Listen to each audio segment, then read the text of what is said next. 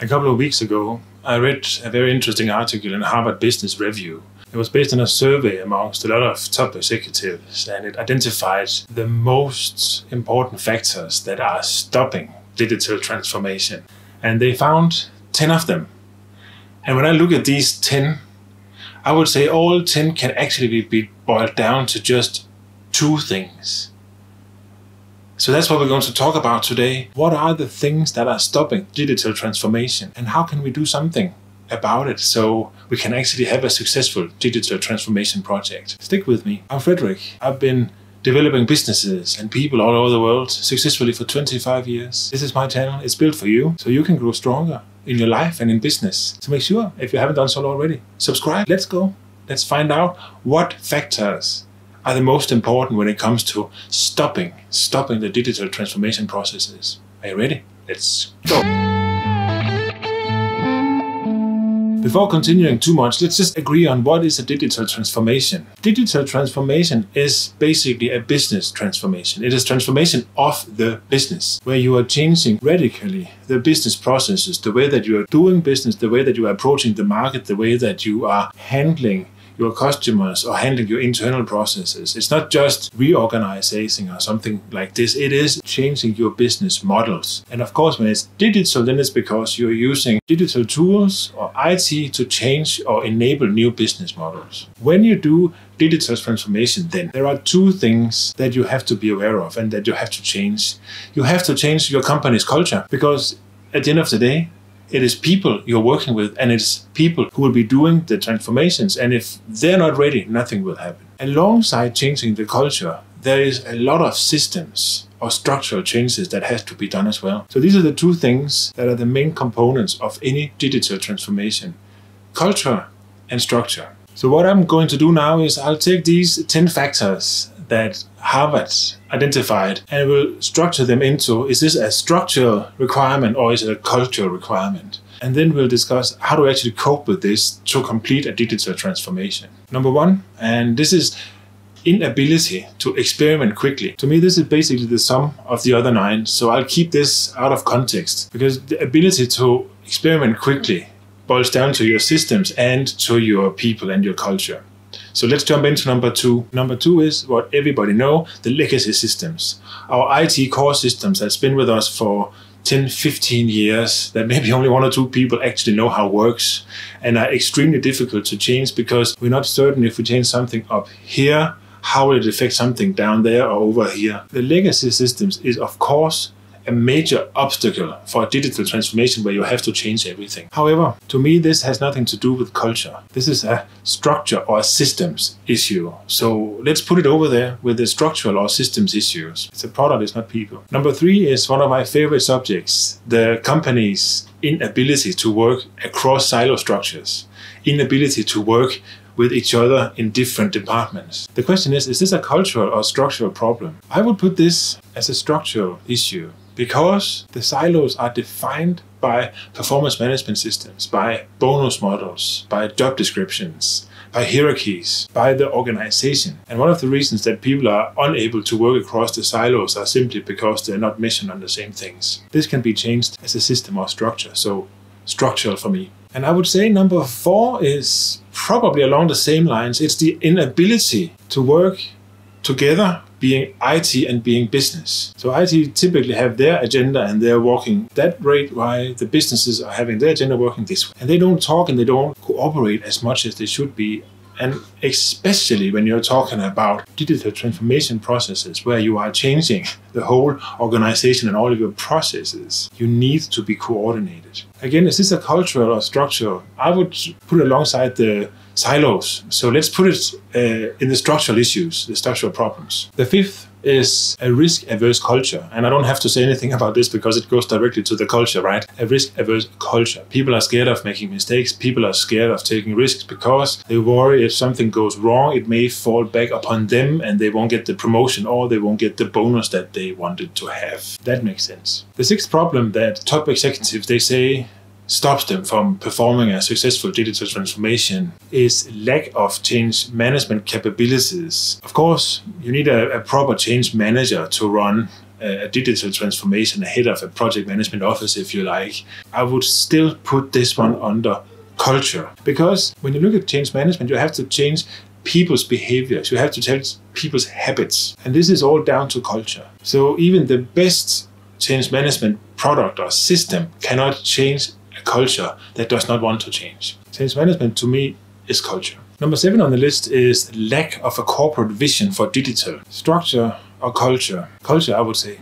Because if you don't live and breathe digital, if you don't believe that digital is the future, is the next, or actually if you like now, then you're not interested in making a vision. And I feel that a system cannot make a vision. You cannot just have a vision. You have to create a vision that is owned by people, that is understood by people, that motivates people. That is culture and culture management. Number 8 is the lack of talent, lack of the right people to do the transformation or to lead the transformation. This has nothing to do with systems, and I don't think it has anything to do with culture. It's a question of how good you are at recruiting people. And of course, if you want, you can put it into culture. You need to recruit people that are better than most of the people that you have in your organization today. And that is a problem, right? Because that person will be seen as a threat to everybody. So they will work against her or him. In order to attract and hire good talent, you actually have to create a culture, or at least an incubation center, where this talent can be kept. So they are allowed the space needed to do their job, to do what they're experts in. Number 9 is insufficient budgets. How many times have you heard this? Have you ever met anybody who said, yeah, we have enough budgets or to do what we want? Of course not. So I don't even think it should be on the list. You would always feel that you have insufficient budgets. I think we should look at lack of investment willingness. You're doing a digital transformation project because you either want to improve the business that you're running, or you want to make sure that it just basically survives. Both of them will cost money and effort to do, but it has nothing to do with budgets, because if you do this, you'll either save your company from dying, or you will create new business opportunities. And that shouldn't be budgeted for. This is a return on investment. This is a business case. All you need from that business case is an approval to invest the money up front, because you'll get them back later. It's a structural thing, so put it over here. Number 10, cybersecurity. Structural or cultural? You know, that is cultural. Cybersecurity is again a perception. This is something that if you want to change it, if you want to have it, you can get it. This is reluctance to change from IT, from the chief security officer, saying that, oh, we cannot do all these things because it's going to expose us, expose our data. Just look at what happened to Facebook or whatever. But the fact is, cybersecurity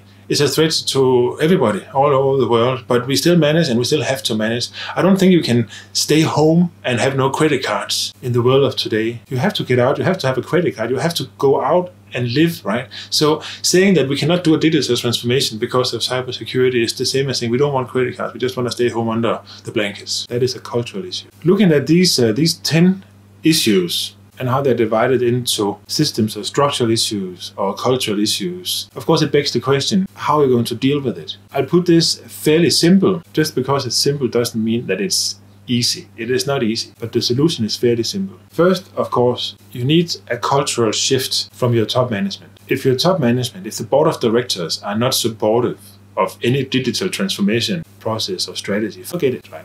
Just don't do it. Do something else, find another job. Once you have the acceptance or buy-in or support from top management, then you can look at the systems, structural issues, because these are what Franklin Covey, he calls a stroke of a pen. It is simply a decision. No, you're not working in silos anymore. No, we're not only having a legacy system, we are adding another system to the legacy system, a system of engagement, if you like. These are decisions. Do it. Same for the IT team. It's a decision. You will work together. End of discussion. And now we'll slowly ease into the cultural issue, because just saying to IT and the business, you will work together, end of discussion, is not going to work.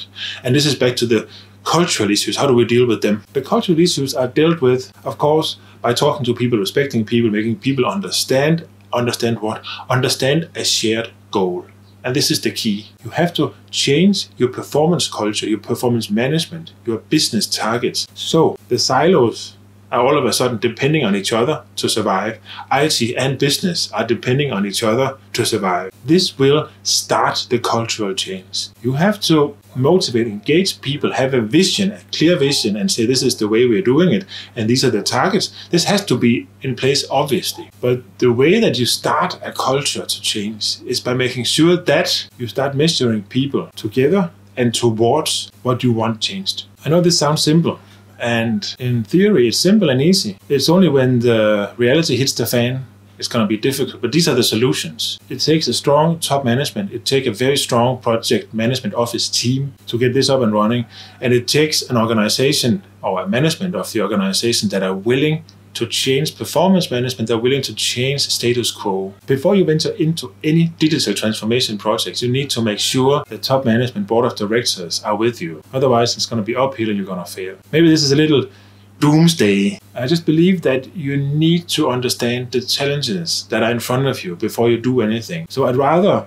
paint a little dark picture so that you know what you're up against than trying to say, hey, digital transformation is super easy, just go and do it and smile along the way. It's not possible. It's possible, of course, you can do it, but you have to be aware of all the pitfalls and all the challenges that you'll meet. And this is what I'm telling you on this one. I hope you liked it very much.